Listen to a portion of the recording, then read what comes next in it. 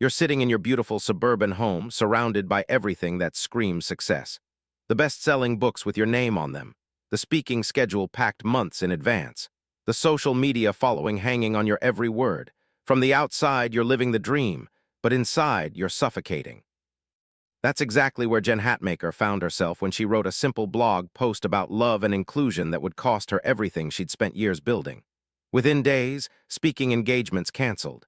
Publishers dropped her. The Christian celebrity world that had made her a star suddenly treated her like she had a contagious disease. Friends stopped calling. The evangelical machine that had celebrated her for years turned its back completely. But here's the thing nobody talks about: losing everything you thought you wanted can be the most liberating thing that ever happens to you.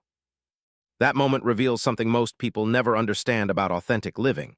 We think we're protecting ourselves by performing, by giving people what they expect, by staying safely inside the lines everyone has drawn for us.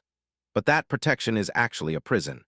Jen Hatmaker discovered this after spending years as everyone's favorite, safe, Christian voice, saying what people wanted to hear instead of what she actually believed.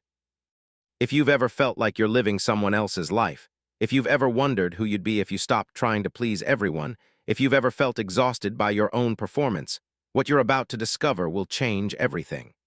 This isn't just another memoir about finding yourself. This is about the radical transformation that happens when you choose authenticity over approval, truth over safety, love over fear. The woman who had built an empire on being agreeable and non-threatening discovered what it felt like to be free. And that freedom came at a cost that most people aren't willing to pay. But what she found on the other side was worth everything she lost. Chapter 1: The Perfect Performance. There's something devastating about realizing that the life everyone envies isn't actually yours.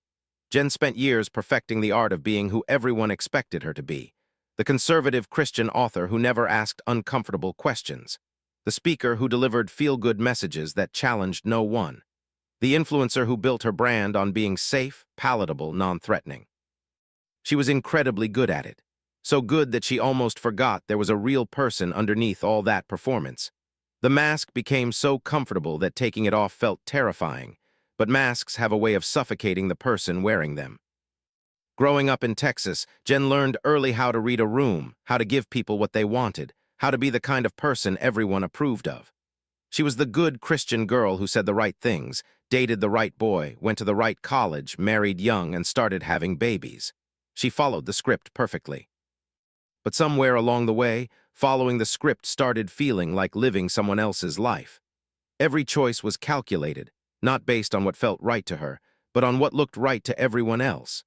She became a master at managing impressions, crafting the perfect image of the happy Christian wife and mother who had it all figured out. When she started writing and speaking, the performance became professional. She learned which topics got standing ovations and which ones made audiences uncomfortable. She discovered that staying within certain boundaries kept invitations coming and book deals flowing. She built an entire career on being exactly who her audience needed her to be. The scariest part wasn't that she was lying to everyone else. It was that she was lying to herself. She'd gotten so good at performing that she'd started believing her own act. The lines between who she was and who she was pretending to be had blurred beyond recognition. This is where everything clicked for Jen. She realized that success built on performance isn't actually success at all, it's elaborate imprisonment. Every speaking engagement, every book deal, every opportunity came with the unspoken requirement that she remain exactly who they needed her to be. Never grow, never change, never ask hard questions. The Christian publishing world especially rewarded conformity. There was a formula for success. Stay positive, avoid controversy, give people hope without challenging their assumptions. She followed that formula religiously, and it worked. But success felt hollow when it required her to stay silent about things that mattered to her.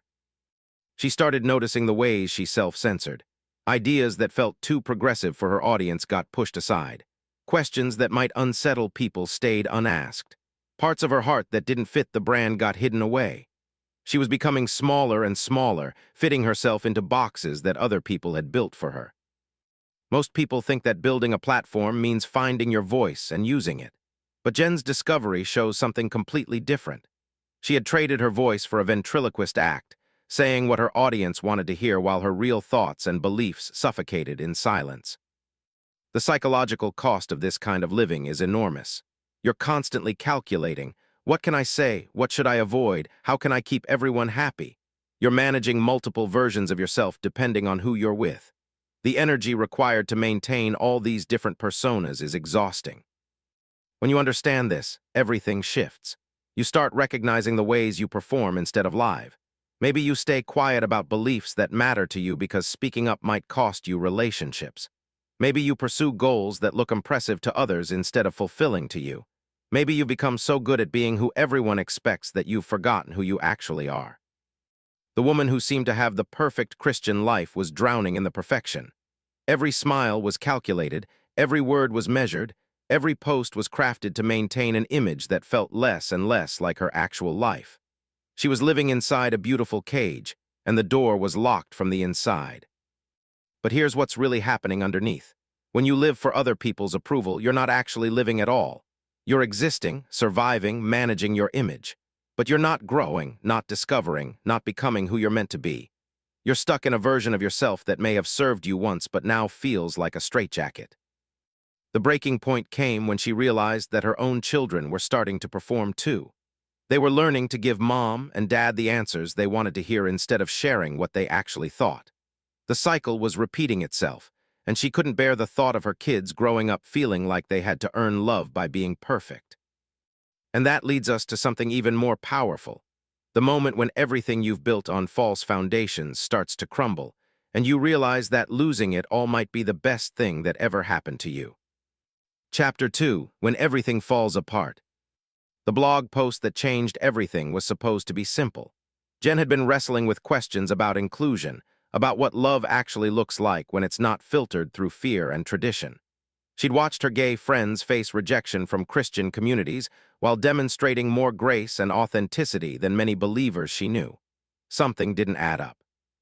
So she wrote about love, about how the Jesus she read about in Scripture seemed more interested in including people than excluding them, about how the people who were supposed to represent God's love often seemed the least loving, about her evolving understanding of what it means to follow Jesus in a complex world. She knew it might ruffle some feathers. She'd been feeling the tension between her private beliefs and her public platform for months, but nothing prepared her for the avalanche that followed. The backlash came swift and merciless. It wasn't just disagreement, she could handle different opinions. This was systematic rejection. Speaking engagements vanished overnight. Publishers canceled contracts. Christian bookstores refused to carry her books. The evangelical world that had made her famous suddenly acted like she didn't exist. The personal cost cut even deeper. Friendships that had lasted decades suddenly became strained or disappeared entirely. Family relationships grew tense when she stopped agreeing with positions she'd never really examined in the first place. Churches that had once celebrated her now whispered about her dangerous drift. People who had praised her wisdom just weeks before now questioned her salvation. The same platforms that had amplified her voice now used it as an example of how good people could fall away from truth. She watched her reputation crumble in real time, and there was nothing she could do to stop it. The financial impact was immediate and severe. Book sales plummeted. Speaking fees that had supported their family disappeared. The security she'd built through years of careful brand management evaporated almost overnight. They had to make difficult decisions about their lifestyle, their children's education, their future plans. But perhaps the most painful part was the loneliness. Being rejected by an entire community is a special kind of isolation. The people who understood her world were the same people who now saw her as dangerous. She felt like she was speaking a language that nobody in her circle understood anymore. This is where everything clicked for Jen. She realized that the support she'd received all those years wasn't actually for her. It was for the version of herself she'd created to please other people. The moment that version stopped performing as expected, the house of cards came tumbling down. The devastating truth was that most of her relationships had been conditional. As long as she said the right things, believed the right things, stayed within the acceptable boundaries, she was welcomed and celebrated. But the moment she stepped outside those lines, the welcome mat was yanked away. She found herself in what she calls the wilderness, that space between the world you've left behind and the world you haven't found yet. It's disorienting and frightening because all your familiar landmarks are gone. The map you've been following no longer makes sense, and you're not sure where you're heading. Most people think that losing everything means you've failed, that rejection proves you're on the wrong path. But Jen's discovery shows something completely different. Sometimes what feels like destruction is actually liberation. Sometimes losing what you thought you wanted creates space for what you actually need. When you understand this, everything shifts. You stop seeing loss as failure and start seeing it as information. You realize that anything built on other people's approval was never really yours to begin with. You discover that losing relationships that require you to be someone you're not isn't actually loss, it's freedom. The woman who had spent years carefully managing her image suddenly found herself with nothing left to manage. And in that space, something beautiful began to happen. For the first time in years, she could breathe. She could think her own thoughts, feel her own feelings, speak her own truth without calculating the cost to her brand. But the process wasn't immediate or easy. There were days when the weight of rejection felt unbearable. Days when she questioned whether speaking up had been worth the cost. Days when she wondered if she'd made a terrible mistake that had hurt not just her, but her entire family. The hardest part was explaining to her children why people who had once loved their family now acted like they didn't exist. How do you tell your kids that sometimes doing what you believe is right costs you everything you thought you wanted? But here's what's really happening underneath. When your entire identity is built on external validation, losing that validation feels like death. Because in a way, it is death of the false self you've been maintaining. But that death makes room for the resurrection of who you actually are. The most surprising discovery was this. She didn't miss the old life as much as she thought she would. Yes, the rejection hurt. Yes, the financial uncertainty was scary. But the relief of not having to perform anymore was overwhelming. She had been carrying the weight of everyone's expectations for so long that she'd forgotten what it felt like to simply exist as herself. She started sleeping better. The anxiety that had plagued her for years began to lift. The constant mental calculation of what she could say and what she couldn't say was gone. She was free to be curious, to ask questions, to grow and change without worrying about how it would affect her brand. And that leads us to something even more profound. What happens when you start building a life on authentic foundations instead of performative ones? When you discover that the questions you've been afraid to ask are the very questions that lead to real faith. Chapter 3: The Courage to Question Everything. Growing up in evangelical culture, Jen had inherited a neat package of beliefs about faith, politics, sexuality, social justice, and how the world worked. These beliefs came with the unspoken understanding that questioning them was dangerous, that doubt was the enemy of faith, that changing your mind meant you'd never really believed in the first place. For years, she carried these inherited beliefs without examination. They were part of her identity, her community, her platform. Questioning them felt like questioning herself. But life has a way of forcing questions that can't be ignored. The questions started small. Why did the Jesus who welcomed tax collectors and sinners seem so different from the Christianity that excluded so many people? Why did following the rules feel more important than loving people? Why did she feel more judgment than joy when she looked at the world through the lens of her inherited faith? At first, she tried to push the questions away. Good Christians don't doubt. Good Christians accept what they've been taught and trust that smarter people have figured out all the complicated stuff. But the questions kept coming, growing louder and more insistent with each passing year. She started noticing the disconnect between what she read in Scripture and what she saw in Christian culture. Jesus seemed most angry at religious people who were more concerned with maintaining their systems than caring for people. Yet the Christianity she knew seemed most threatened by people who challenged those same systems. The breaking point came when she started forming real friendships with people her community labeled as other. LGBTQ+ friends who showed her more grace than many Christians ever had. Immigrants whose stories revealed the human cost of policies she'd never questioned. People from different faith traditions whose wisdom challenged every assumption about who had access to truth. These relationships forced questions that could no longer be theoretical. When your gay friend is one of the most loving, generous, faithful people you know, it becomes impossible to believe that their sexual orientation makes them an abomination.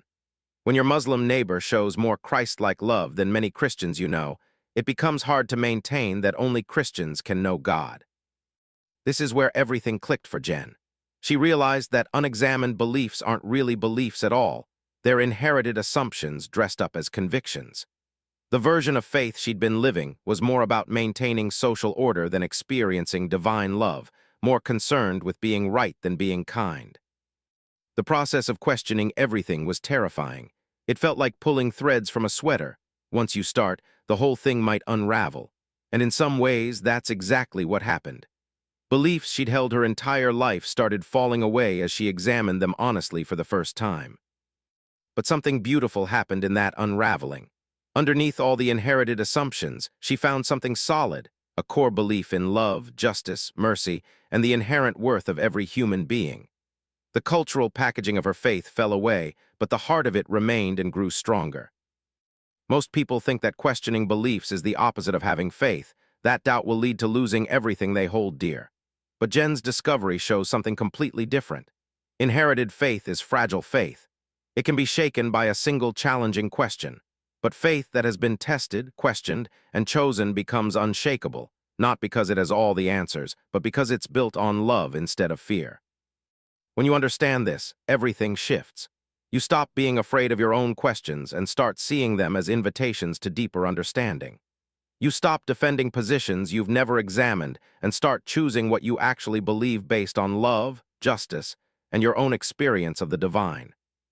The wilderness phase of questioning was disorienting.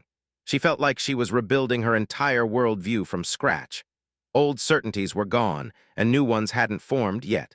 It's vulnerable and frightening to admit you don't know what you believe about fundamental questions. But there's also tremendous freedom in that space. When you're not constantly defending positions you inherited rather than chose, you have energy to actually seek truth. When you're not afraid of questions, you can follow them wherever they lead. When you're not bound by other people's interpretations, you can encounter the divine in ways you never imagined. She started reading theologians and authors who had been labeled dangerous by her previous community. She discovered rich traditions of faith that emphasized mystery over certainty, questions over answers, love over judgment. She found that doubt wasn't the opposite of faith. It was often the pathway to deeper faith. The process wasn't just intellectual. It was deeply emotional and spiritual. Letting go of beliefs that had shaped her entire life felt like grieving. She mourned the loss of certainty, the simplicity of black and white thinking, the comfort of being part of a group that had all the answers. But what emerged on the other side was faith that was actually hers. Not faith she'd inherited or faith she'd performed, but faith she'd chosen after wrestling with the hard questions. It was messier than her old faith, more complex, more comfortable with mystery. But it was also more beautiful, more inclusive, more life-giving. The questions that had once terrified her became her friends. Instead of avoiding doubt, she learned to sit with it, to let it teach her, to see it as part of the journey rather than evidence of failure. She discovered that faith robust enough to handle questions is faith worth having. But here's what's really happening underneath. Questions aren't the enemy of faith, they're the pathway to faith that's actually yours. The discomfort you feel when examining inherited beliefs isn't a sign you're losing your way. It's a sign you're finding it. The breakthrough came when Jen realized that blind acceptance isn't virtue. It's fear dressed up as faithfulness. Real faith can handle questions because real faith is grounded in something stronger than fragile certainty. When you distinguish between faith and the cultural packaging it often comes in, you discover that the core message of love is big enough to handle all your doubts. And that leads us to something revolutionary. What happens when you rebuild your entire understanding of love, faith, and what it means to be human on foundations that can actually bear the weight of real life? When you discover that the people you were taught to fear often have the most to teach you about what divine love actually looks like. Chapter 4, Learning to Love Without Limits. Everything Jen had been taught about love came with conditions. Love your neighbor if they're the right kind of neighbor. Show grace, but not so much that people think you've lowered your standards. Include people as long as they're willing to change to fit in. Welcome everyone, except for those people who make us uncomfortable. The Christianity she'd grown up in talked a lot about love, but it was love with fine print. Love that required people to meet certain standards before they could receive it. Love that was more concerned with maintaining boundaries than building bridges. Love that felt safe to the people giving it, but exclusive to the people who needed it most. But when she started forming real friendships with people her previous community would have labeled as other, everything changed. These weren't theoretical relationships or ministry projects. They were genuine friendships with people who challenged every assumption she'd been taught about who deserved love and who didn't. Her LGBTQ+ friends showed her what it looked like to live with authenticity and courage in a world that often rejected them. They'd been wounded by churches and Christians, yet many of them maintained a faith that was deeper and more real than what she saw in many traditional believers. Their capacity for forgiveness was staggering.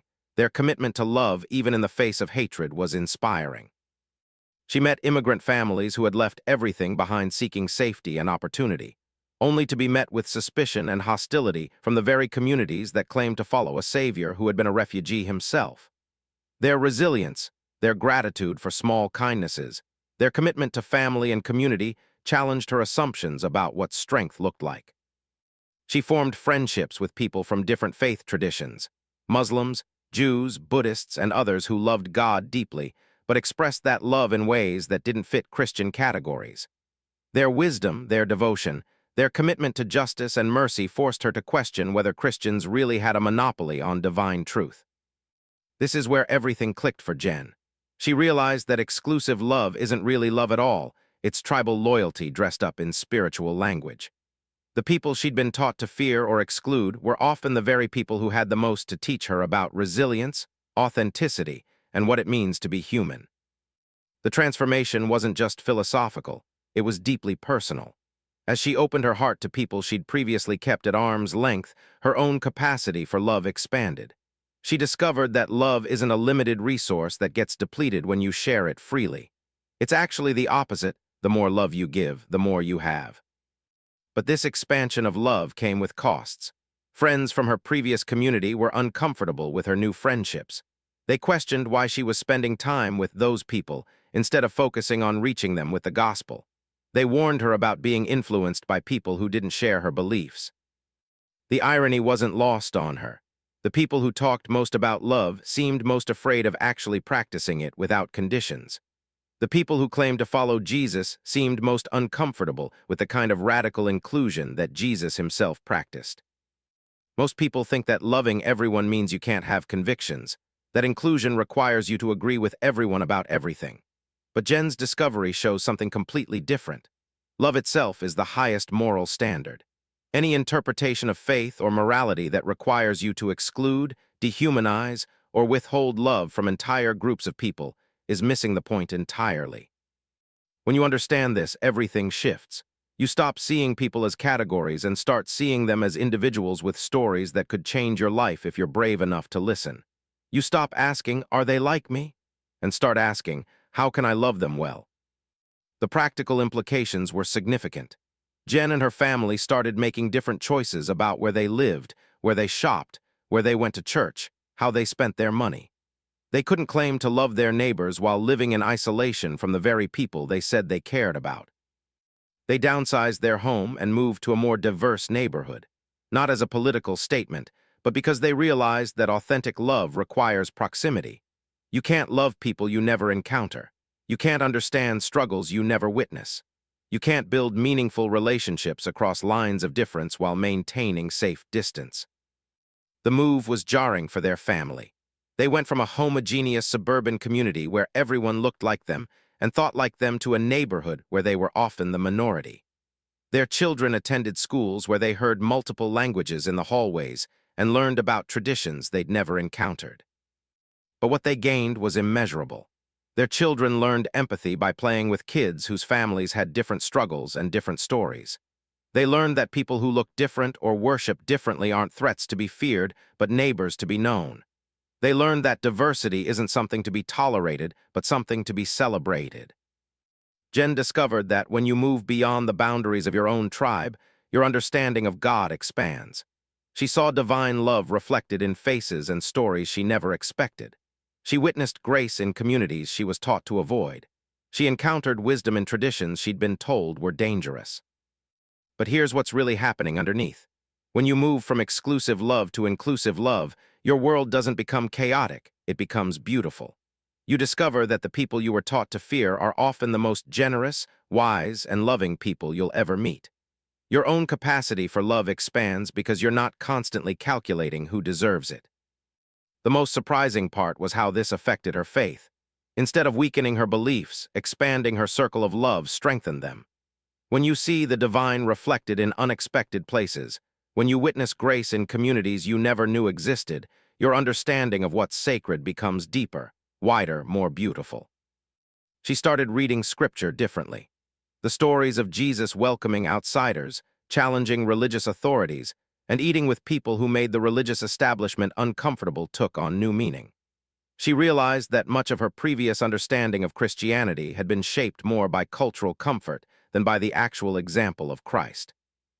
The Jesus she encountered in Scripture looked a lot more like the loving, inclusive, justice-oriented person she was becoming than the judgmental, exclusive, boundary-maintaining person she'd been taught to be.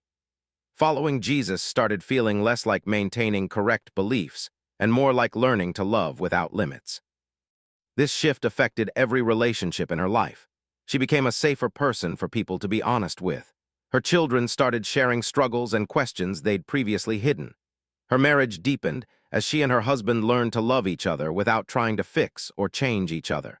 Her friendships became more authentic as she stopped performing and started simply being present. But the change wasn't always comfortable. Learning to love without conditions meant learning to sit with discomfort. It meant having her assumptions challenged regularly. It meant admitting when she was wrong and being willing to keep learning and growing. And that leads us to perhaps the most challenging discovery of all: what it costs to stay awake once you've experienced what it feels like to be fully alive. What it means to keep choosing love even when love chooses differently than comfort would prefer. Chapter 5: The Price of Living Awake.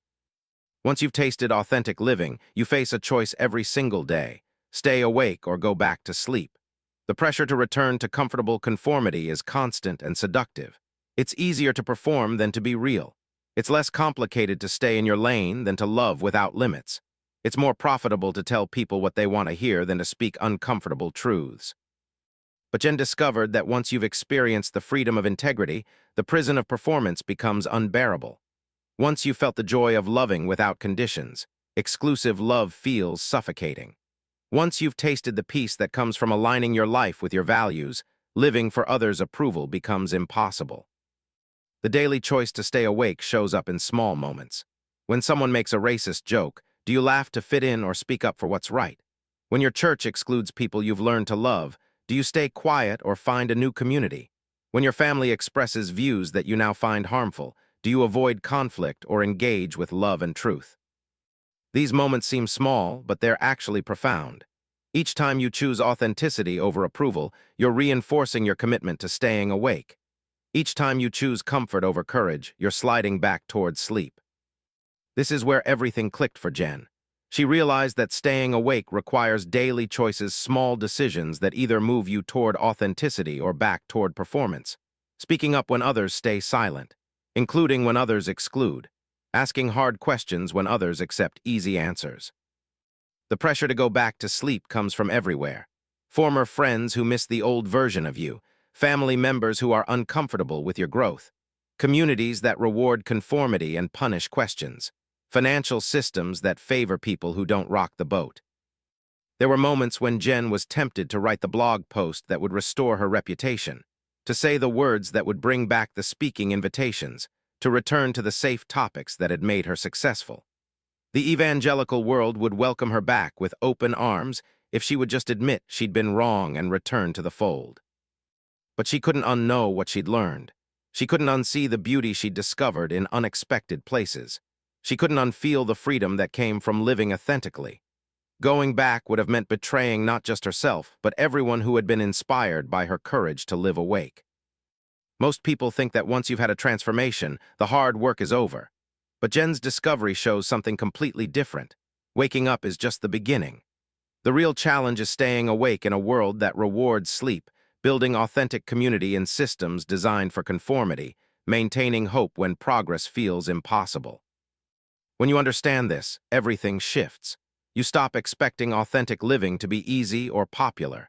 You prepare for the reality that some people won't like the real you as much as they like the performed version. But you also discover that this isn't the end of the world, it's the beginning of freedom. Living awake means accepting that you'll make some people uncomfortable. Your questions will threaten people who need certainty. Your inclusion will challenge people who find identity in exclusion. Your growth will remind others of their stagnation. Not everyone will celebrate your authenticity. But here's what Jen learned. The discomfort others feel about your authenticity is information about them, not about you. People who are secure in themselves aren't threatened by others' growth. People who are living authentically aren't bothered by others doing the same. The people who push back hardest against your awakening are often the people who are most afraid of their own. The loneliness of living awake can be intense. When you've outgrown your old community but haven't fully found your new one, you can feel suspended between worlds.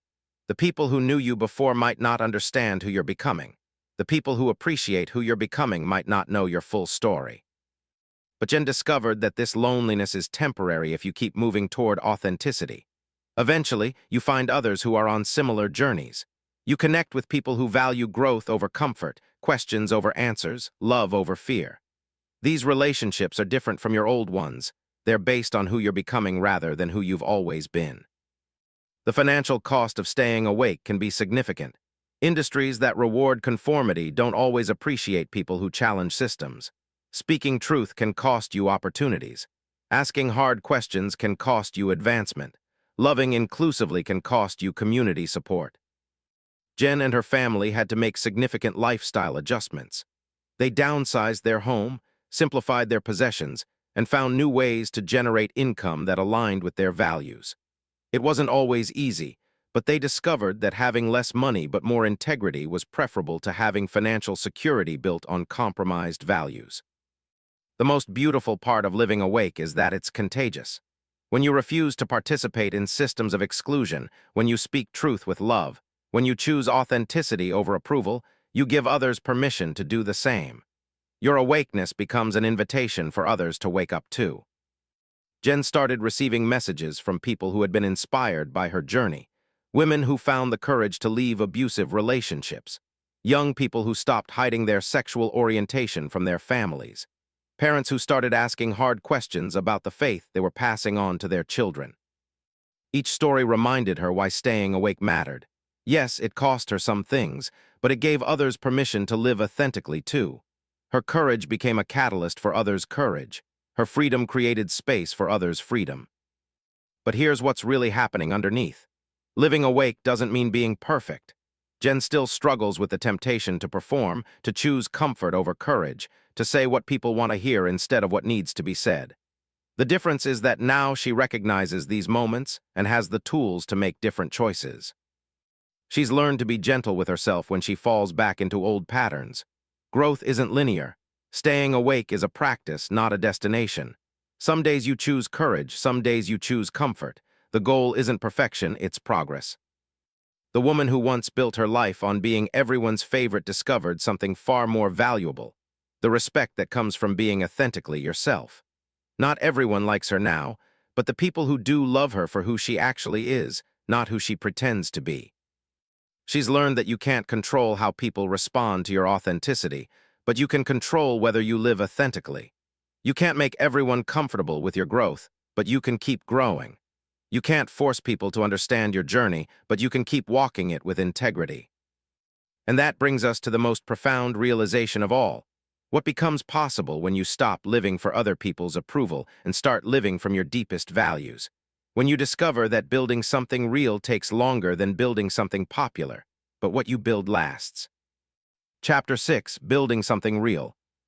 After losing everything built on performance, Jen found herself with the rarest of gifts: a blank slate. For the first time in years, she could build something authentic, something that reflected who she actually was instead of who she thought she should be. The question was, what do you build when you're committed to authenticity over popularity? She started small and started honestly.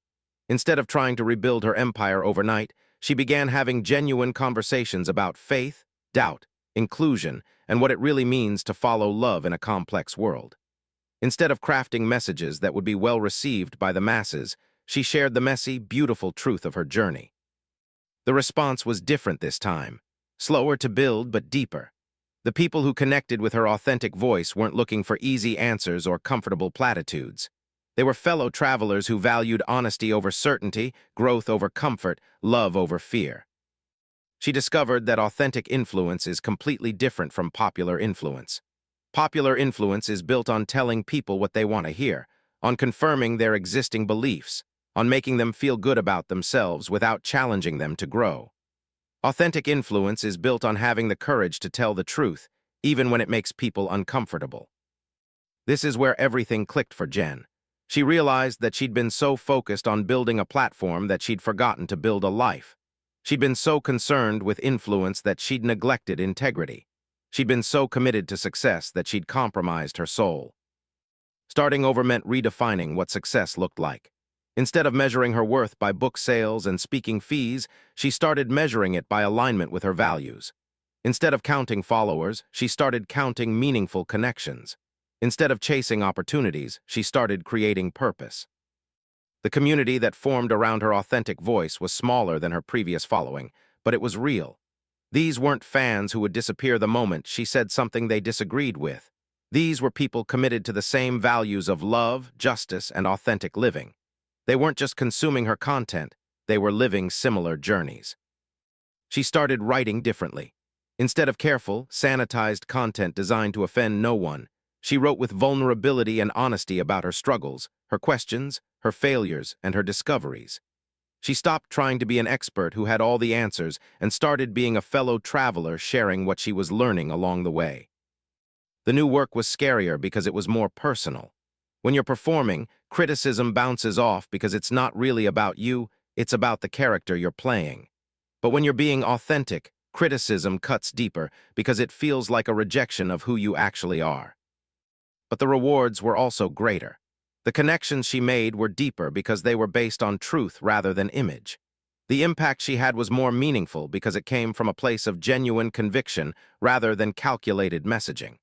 The life she was building felt sustainable because it was rooted in authenticity rather than performance. Most people think that losing your platform means starting over from scratch, that rejection from one community means isolation from all community. But Jen's discovery shows something completely different. When you build on authentic foundations, what you create can't be shaken by other people's approval or disapproval. When you understand this, everything shifts. You stop chasing metrics and start building meaningful connections.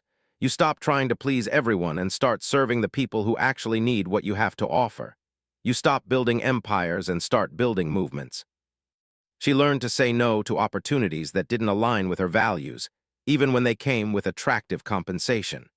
She turned down speaking engagements that would have required her to tone down her message or avoid certain topics. She declined book deals that would have compromised her integrity for the sake of broader market appeal. Each no to inauthentic opportunities created space for authentic ones. She started speaking at conferences focused on social justice, inclusion, and progressive faith. She wrote for publications that valued truth-telling over comfort-giving. She partnered with organizations working for the causes she cared about. The work itself became more fulfilling because it reflected who she actually was. Instead of carefully crafting messages to avoid offense, she could focus on speaking truth with love. Instead of managing her image, she could pour her energy into causes that mattered. Instead of building a brand, she was building a life. But building something real takes time, and there were moments when she wondered if she was making progress or just making noise. The evangelical world had clear metrics for success: book sales, speaking fees, social media followers. The world she was entering had different values, but the measures of success were less obvious. She had to learn new ways of evaluating her work and her life. Instead of external validation, she focused on internal alignment. Instead of broad reach, she valued deep impact. Instead of financial gain, she prioritized purpose and meaning. The process taught her patience. Authentic influence grows slowly because it's based on trust, and trust takes time to build. People need to see consistency between your words and your actions, between your public message and your private life, between what you say you believe and how you actually live. But here's what's really happening underneath. When you align your outer life with your inner values, you experience a kind of peace that no amount of external success can provide. You sleep better at night because you're not carrying the weight of pretending. You have energy for things that matter because you're not exhausting yourself maintaining a false image. The relationships in her life improved across the board. Her marriage deepened, as she and her husband learned to support each other's authentic growth rather than trying to maintain perfect images. Her friendships became more meaningful as she attracted people who valued honesty over performance. Her children watched her choose integrity over security, authenticity over approval, and they learned lessons about courage and conviction that no amount of preaching could have taught them. They saw that it's possible to rebuild your life on authentic foundations, that setbacks aren't permanent, that growth is always possible. She started collaborating with others who were doing similar work: authors, activists, pastors, and teachers who were committed to building something real in a world full of performance. These partnerships were different from her previous professional relationships because they were based on shared values rather than mutual benefit. The financial recovery was slow but steady. She discovered that while the market for authentic voices might be smaller than the market for popular ones, it's also more loyal and more generous. People who connect with your authentic voice don't just buy your books, they become part of your mission. She learned to live with less certainty about the future but more confidence in her choices. She didn't know exactly where her path was leading, but she knew she was walking it with integrity. She couldn't predict what opportunities would come, but she knew she had the framework to evaluate them authentically.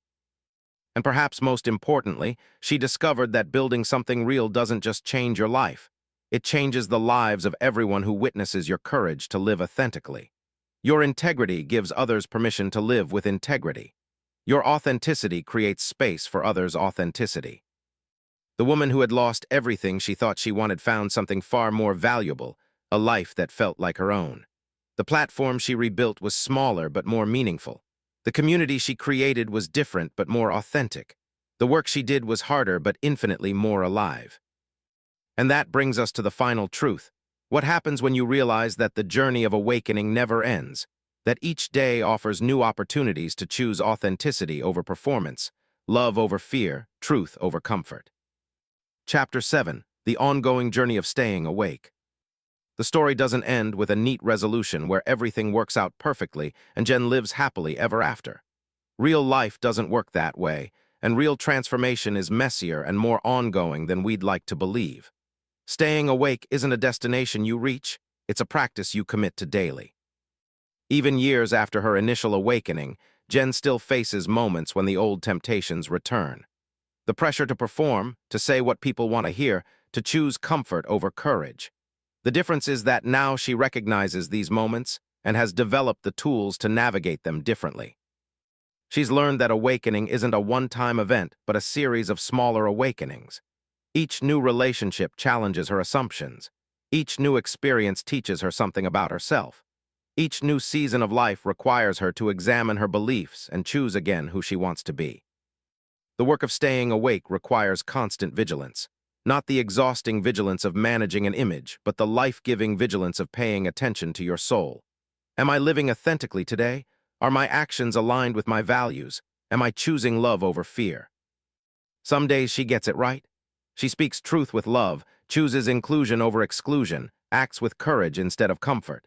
Other days she falls back into old patterns, avoiding conflict when she should speak up, choosing safety when she should choose courage, protecting her own interests when she should serve others. This is where everything clicked for Jen. She realized that perfection isn't the goal, progress is. Growth isn't about never making mistakes, it's about learning from the ones you make. Staying awake isn't about always getting it right, it's about being willing to keep trying. The journey has taught her self-compassion.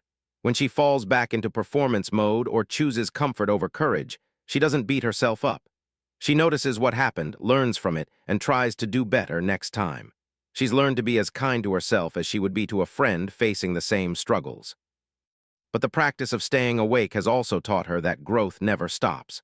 Just when you think you've figured something out, life presents you with a new challenge that requires you to grow in ways you never expected.